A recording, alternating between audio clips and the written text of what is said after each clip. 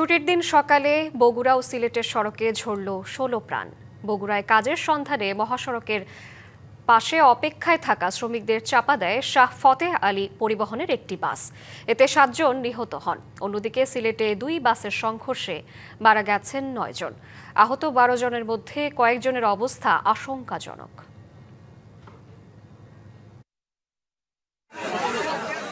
ভোরের আলো তখনও পুরোপুরি ছড়িয়ে পড়েনি। এরোলিয়ায় বগুড়া নৌকা মহাসড়কের পাশে কাজের অপেক্ষায় বসেছিলেন একদল শ্রমিক। বাস চাপায় মুহূর্তেই সে অপেক্ষা পরিণত হয় বিভীষিকায়। স্থানীয়রা জানান, ঢাকা থেকে ছেড়ে আসা নওগাঁগামী শাহ ফতেহ আলী পরিবহনের একটি বাসের সঙ্গে বিপরীত দিক থেকে আসা মোটরসাইকেলের ধাক্কা লাগে। এতে বাস চালক নিয়ন্ত্রণ হারিয়ে শ্রমিকদের চাপা দেন। ঘটনাস্থলেই 3 জন নিহত হয়।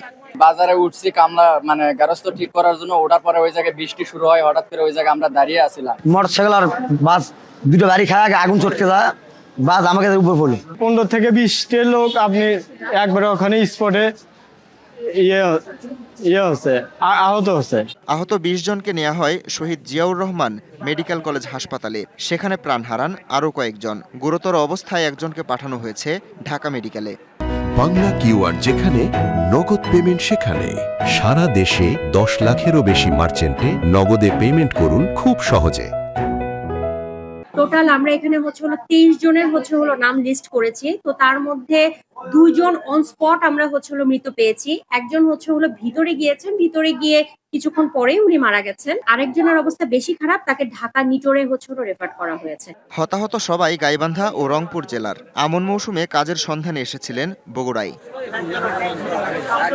দুর্ঘটনাস্থলে স্পিড ব্রেকার নির্মাণের দাবিতে মহাসড়ক অবরোধ করে বিক্ষোভ করেছে এলাকাবাসী। অন্যদিকে ঢাকা সিলেট মহাসড়কের ওসমানীনগরেও ঘটেছে ভয়াবহ সড়ক দুর্ঘটনা।